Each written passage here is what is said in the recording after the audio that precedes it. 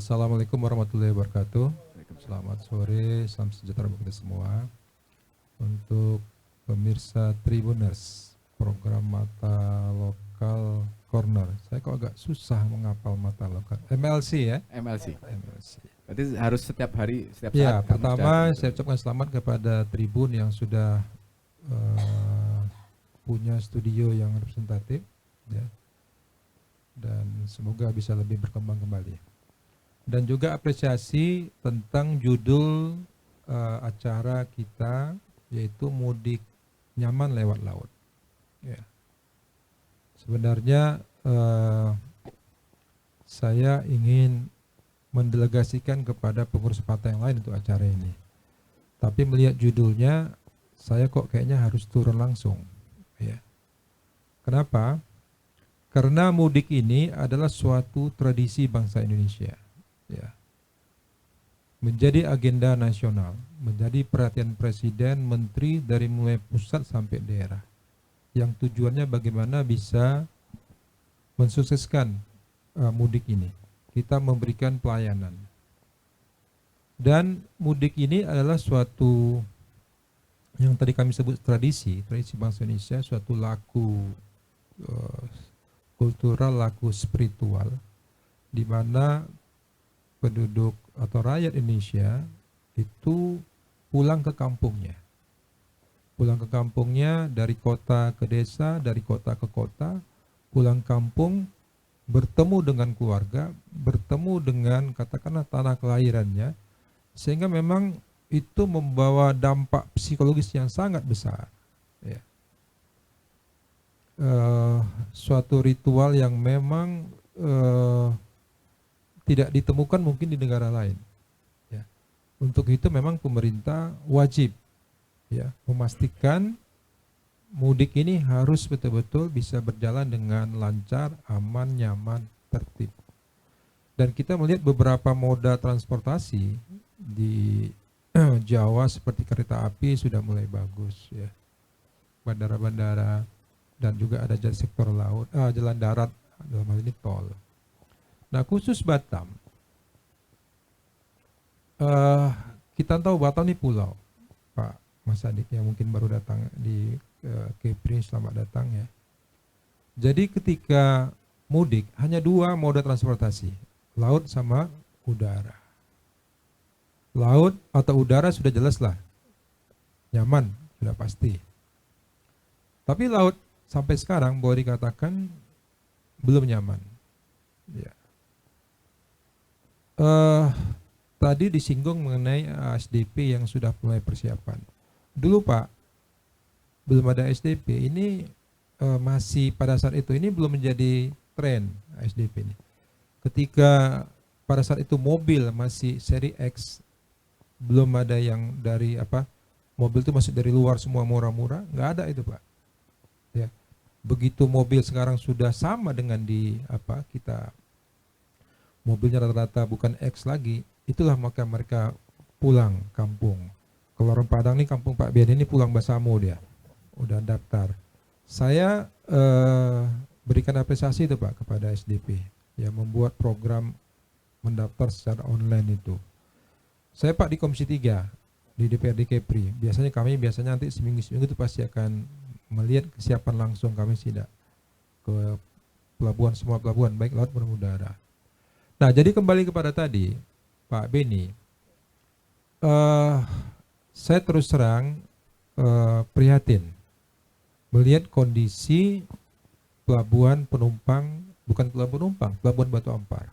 Terminalnya yang itu. Ya, kita tahu kalau misalnya rakyat Batam sekarang itu 1 juta lebih penduduknya. Kalau mungkin karena kita orang politik ini Pak bicara DPT 600.000, berarti 600.000 orang dewasa. Kalau yang pulang itu 10%,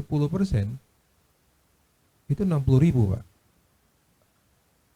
Ini Pak Wen ini pernah di bandara. Di bandara berapa kapasitasnya ketika mudik itu? Bisa berapa ribu orang? 5.000? 6.000. Dan biasanya kalau udara itu menjelang lebaran tuh pasti naik Pak, 2 kali lipat, luar biasa. Gak sanggup orang beli kadang. Nah, jadi alternatifnya adalah laut. Laut ini alternatif yang memang terjangkau oleh rakyat kita. Ya. Nah, tentunya saya melihat sampai sekarang tidak ada satupun keseriusan pemerintah dalam hal ini yang diberikan kewenangan ditunjuk adalah BP Batam untuk sungguh-sungguh menyiapkan hal ini, Pak Beni. Kenapa saya katakan? Tadi saya lewat, Pak. Saya kebetulan tadi dari situ lewat dari simpang Polsek Batu Ampar. Itu Pak debunya luar biasa. Dan itu ketika saya datang tahun 90 sampai sekarang seperti itu tuh Pak. Pak Beni. Setuju nggak pendapat saya ini? Yang namanya Batu Ampar itu seperti itu. Nggak pernah bersih. Debunya itu ada terus. Ya. Terus penumpang lewat situ. Saya berapa kali Pak, ketika saya di DPRD Batam 10 tahun yang lalu dan 10 tahun di Kepri, itu sering Pak mendapat komplain. Dan betul, kita beritahu sama Pak Jonan turun. Tapi sampai sekarang nggak ada. Jadi saya melihat BP Batam ini nggak sungguh-sungguh untuk menyiapkan terminal penumpang itu. Ini harus Pak, nggak bisa lagi tidak. Ya, saya terus terang nih karena kemarin kita pandemi COVID, kita agak kurang perhatian ke situ. Begitu Tribun judulkan ini, saya langsung tergerak nih Pak. Oh iya, saya teringat Pak, bagaimana rakyat itu menjerit-jerit ketika hari panas, hujan lagi Pak. Ketika hujan itu kredit sekali tuh situ Pak Beni. Terus di mana kita pemerintah? Kita bandingkan sekarang di pelabuhan penumpang Belawan misalnya, sudah pakai Garbarata Pak, sama kayak di bandara Jakarta sama. Kita Batam, nah nih Batam nih katanya kota baru, jalan baru semua. Itu sampai sekarang nggak ada, nggak sungguh-sungguh Pak saya lihat BP itu seperti itu. Ya kan? Sekupang dulu di Gudang pun begitu. Nah sekarang juga seperti itu. Boro-boro Pak di dalamnya menuju ke situ aja Pak Beni itu debunya minta ampun situ. Tadi saya lihat. Dan itu nggak berubah. Sampai dari mulai saya tahun 90 saya datang Pak, berarti 33 tahun yang lalu. Nggak berubah tuh Batu Ampar begitu terus. Ya. Sementara kita lihat pelabuhan itu bersih-bersih semuanya. Nah jadi ini mudik ini adalah memang wajib ya pemerintah itu memberikan pelayanan seperti itu.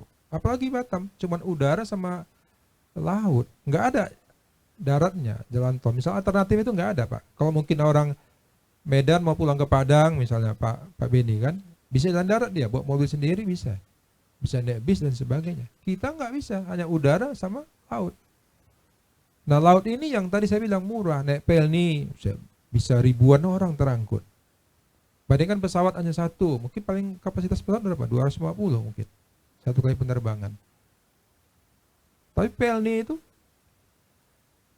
tapi Pak terminal penumpangnya Pak, waduh parah sekali Pak Beni. Saya terus terang agak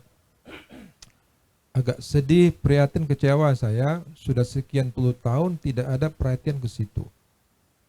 Dulu ada wacana katanya ke Bintang 99, sampai sekarang juga enggak juga. Jadi saya pikir ini sudah selayaknya lah ya terminal penumpang ini dibangun dan ini harus dilobi ke Kementerian Perhubungan. BP Batam kan sudah ditunjuk kewenangan laut, udara kan di BP Batam. Ya. Jadi cobalah ini betul-betul diperhatikan secara sungguh-sungguh. Nggak bisa lagi Pak dibiarkan seperti itu. Ini justru BP Batam pelabuhan bandara udaranya yang diapakan. Memang dari sisi bisnis komersial oke lah bandara, uangnya menggiurkan, bangun besar-besar. Tapi kita ketika untuk rakyat kecil laut seperti ini nggak diperhatikan. Saya juga akan saya angkat nih Pak. Ya ini sampai kapan ini sungguh malu kita seperti itu. Ya rakyat kita diberikan pelayanan seperti itu, nggak ada terminal, nggak layak Pak, nggak seperti itu, panas ya hujan, ada itu kan bawa anak-anak, jadi nggak cocok lah dengan Batam seperti itu, ya. Jadi memang ini Pak Beni saya pesan ini titip kalau bisa karena Bapak sekarang sudah GM di sini, sahabat kami ini dari udara ke laut lagi, coba itu betul-betul diperhatikan. Adalah kita berharap kalau bisa tahun depan tuh sudah ada terminal penumpangnya. Sudah itu nyaman lah. Ya kan? Ini nggak diangkat bis Pak, apa semua, waduh, parah, parah sekali Pak. Dan kita memang nggak punya pilihan, memang kita harus siapkan. Kalau SDP Pak paling berapa? Tadi Bapak bilang satu kapal cuma 350 penumpangnya, mobilnya cuma 30, taruhlah 35 kan seperti itu. Berapa lah bisa terangkut? Iya kan? Jadi memang Pelni ini memang menjadi apa? Sama Pak, yang ke Dumai, yang kemana itu jam 5 subuh udah ngantri situ dia. Pakai tenda lagi tuh Pak. Nah, jadi sebetulnya ini yang perlu dipersiapkan, diantisipasi sehingga kita bisa memberikan pelayanan. Apalagi sekarang sudah kembali kepada normal. Nah, jadi memang saya berikan apresiasi ke Tribun ini sudah mengangkat mudik nyaman lewat laut. Saya nggak tahu nyaman ini sampai tahun berapa kita menunggunya. Iya kan? Aman saja sudah oke kita, apalagi nyaman. Ya kan? Nah, jadi seperti itu Mas Agus, saya memang concern ini karena memang ada sekian puluh ribu bahkan ratusan ribu orang yang akan mudik, dan ini agenda nasional, tradisi, laku spiritual kita yang memang harus kita betul-betul siapkan, antisipasi. Dan kami memang nggak segan-segan untuk mengawasi ini supaya juga orang juga bisa rakyat Batam ini bisa mudik pulang ke kampungnya, karena mereka datang ke Batam dengan harapan ingin merubah hidup, hijrah, dan mungkin sudah mulai berhasil, ingin pulang kampung menunjukkan ini loh kepada orang tuanya, orang tua bapak ibunya, oh ini saya sudah berhasil, bawa oleh-oleh kan begitu. Ya, jadi memang ini hal yang memang tradisi bangsa Indonesia yang memang harus kita dukung sepenuhnya. Mungkin itu. Ya. Mas Dari Agung? 60.000 tadi yang milih berapa orang? Jadi memang Pelni itu bisa sekian ribu orang ngangkut ya. Nah, jadi memang ada tambahan lagi mereka kan. Nah, jadi memang ini harus bahkan Pelni itu jauh-jauh hari sudah docking dulu dia kapal itu. Jadi sekali lagi Pak Beni, saya berharap ini tahun depan terwujud lah. Ya. Mulai ada, dan jangan lagi apa Pak, jangan lagi sementara. Ya, nggak suka kita dengan sementara itu. Yang memang difikskan, permanen, dibikin terminal penumpangnya pakai Garabarata. Ya, kenapa kita misal ke Singapura bagus-bagus, ya kan? Tapi untuk rakyat kita yang seperti ini, yang mereka kelas bawah, ya kan, seadanya saja dibuat seperti itu. Jadi kayaknya kesannya BP ini, mohon maaf Pak, ini hanya ngurus yang ada duitnya saja. Barang, bandara, ya kan. Barang pun juga kacau balau juga, saya lihat seperti itu, masih kotor seperti itu Pak. Ya kan, 20 tahun saya jadi dewan Pak, nggak ada perubahan batu ampar itu. Ya kan, dan 30 tahun 90 saya datang juga masih kotor seperti itu. Tadi saya lewat, waduh, debunya minta ampun. Ya. Gimana pula orang yang mau berangkat ke situ Pak naik motor, udahlah habislah. Baik. Ya, terima kasih. Memang wajar ya kalau masyarakat merasakan hal seperti itu, karena pelabuhan Batu Ampar itu memang bukan didesain untuk pelabuhan penumpang. Nah, satu hal itu.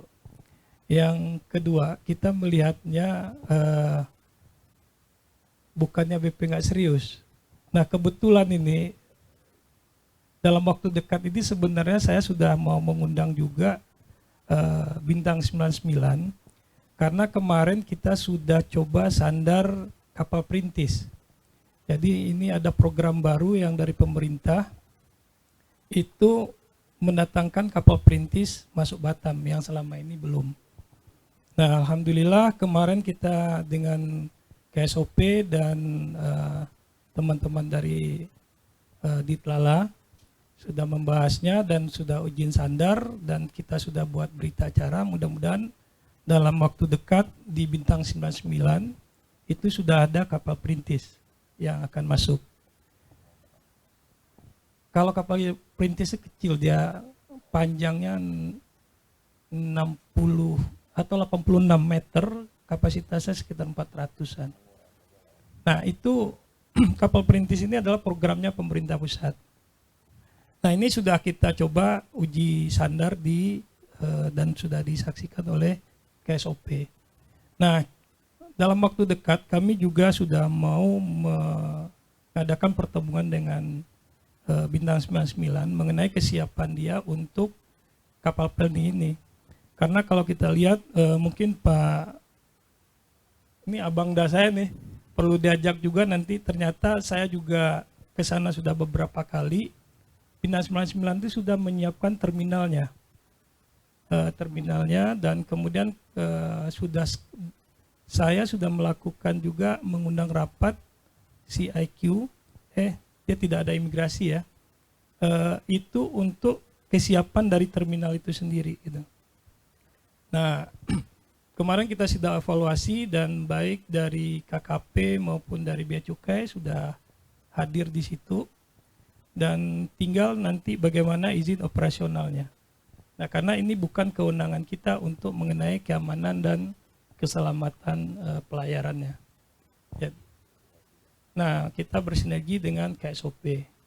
Nah ini nanti dalam waktu dekat mudah-mudahan sebelum Lebaran, saya berharap sih sebelum Lebaran ini saya sudah mengadakan pertemuan dengan pihak Bintang 99 atau KSOP, itu arahan dari pimpinan bahwa kalau bisa dalam waktu dekat ini akan dioperasionalkan Bintang 99. Tentunya ini tidak terlepas dari keputusan dari BP sendiri, tapi ini juga ada keputusan dari teman-teman dari perhubungan yang di Batam ini diwakili oleh KSOP. Jadi kami sendiri tidak bisa juga sendiri untuk memutuskan itu. Jadi kalau serius BP serius. Serius ya Pak? Serius. Insya Allah. Ya. Serius Bang Irwansyah. Jadi sudah ada progres Sudah di ada progres. Bintang 99. Seperti gimana tanggapannya? Ya, isu pindah ke Bintang 99 ini udah lama Pak Beni. Ya. Saya masih ingat di DPR Batam itu sudah wacana itu, Pak Jonan masa langsung datang pada saat itu. Terus kok sering perjalanan waktu agak meredup. Ya. Jadi kalau misalnya, ya saya percaya dengan Pak Beni ya, saya nggak bicara. Tapi kalau misalnya bicara dari sungguh-sungguh, serius, itu harusnya sudah terwujud. Ya. Maksud saya terminal penumpang itu yang memang ya sama seperti standarisasi kayak di Belawan, di Jakarta, udah pakai garba rata dia, sudah ada ruang tunggunya, ruang keberangkatannya, itu baru terminal penumpang. Sama kita kayak ke Singapura misalnya, sama terminal domestik Songkupang, sama kayak di Punggur, misalnya yang ke Tanjung Pinang, begitu Pak. Kalau bukan seperti itu ya namanya bukan terminal penumpang, itu masih bercampur dengan barang.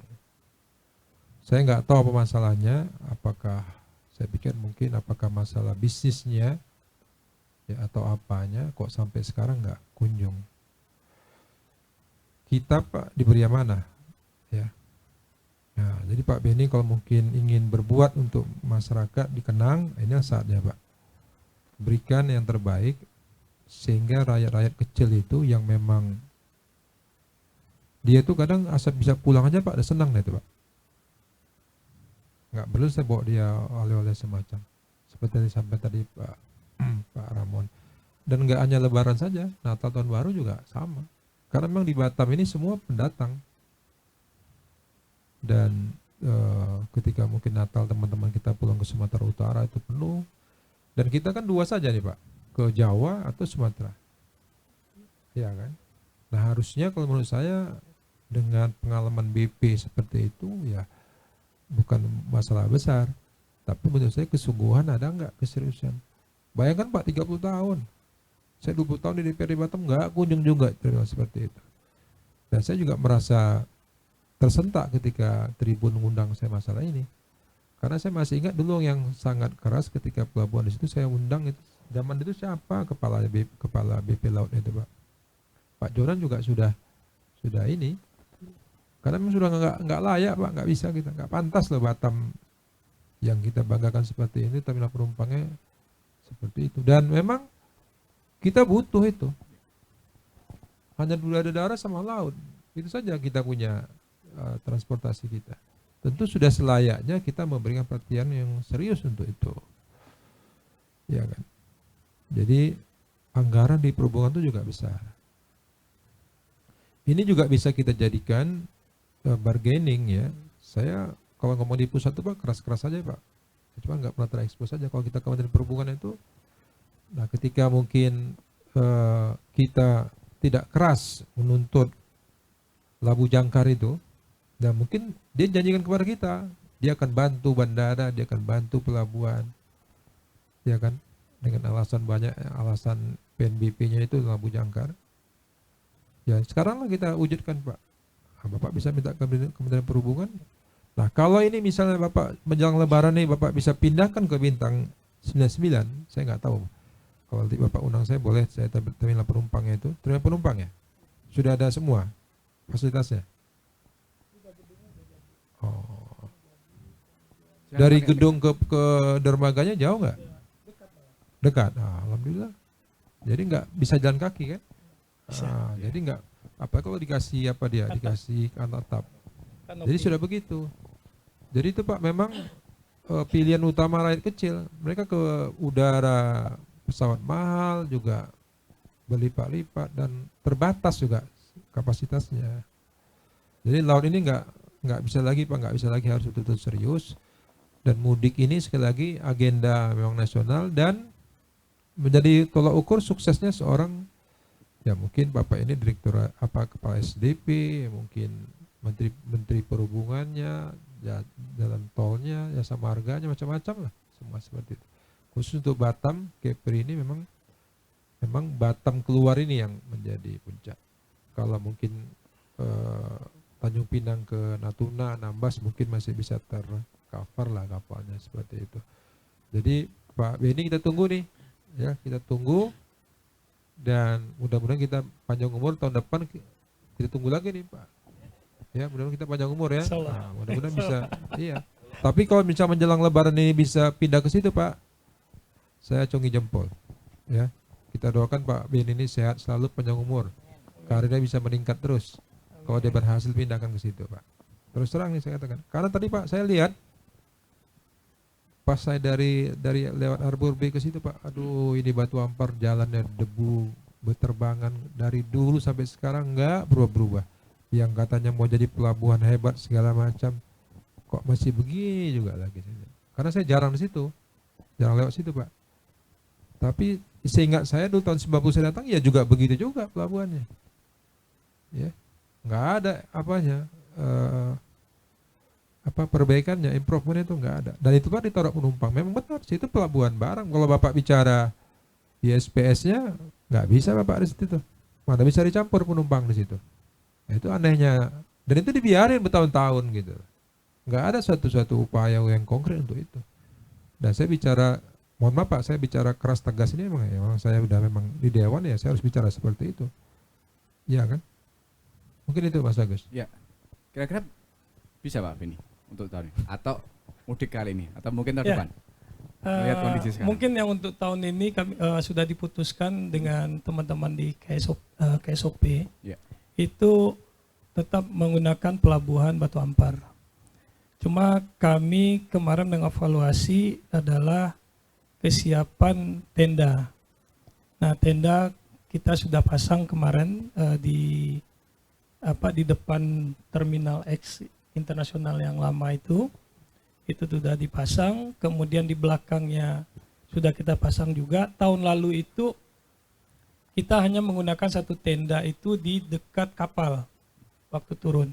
Nah sekarang kita sudah tambah tendanya, tambah tenda. Kemudian waktu masyarakat turun naik bus diantar keluar itu tidak ada tenda waktu dulu. Nah tahun ini kita sudah siapkan tenda. Walaupun keterbatasannya memang masyarakat memang belum layak sebenarnya, karena nanti saat kapal datang pun operasionalnya pelabuhan barang pun juga dihentikan. Jadi memang keterbatasan itu yang kita rasakan di Batu Ampar.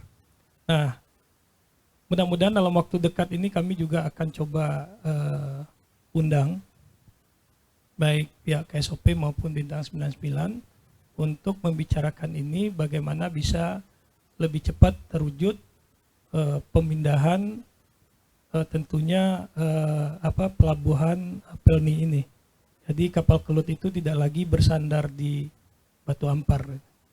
Jadi seperti himbauan dari teman-teman semua juga berharap bahwa masyarakat itu mendapatkan pelayanan yang lebih baik lagi. Hambatannya Pak, ada hambatan waktu upaya pemindahan sekarang dalam pembicaraan? Sejauh ini belum sih. Sejauh ini belum karena juga saya setahun juga ya. Belum dari Agustus kemarin. Jadi Tapi nampaknya mau jadi gebrakan Pak Beni. waduh, mudah-mudahan. Pak Beni, ini sebenarnya tidak hanya dalam mudik saja. Hari-hari itu Pelni itu ribuan orang loh. Iya, Iya. Iya kan? Bayangkan di Batu Ampar itu ribuan, terganggu juga pelabuhan barangnya, juga resiko juga besar. Jadi saya juga heran. Kalau menurut saya nggak sederhana itu. Pasti ada sesuatu. Masa sudah sekian tahun loh.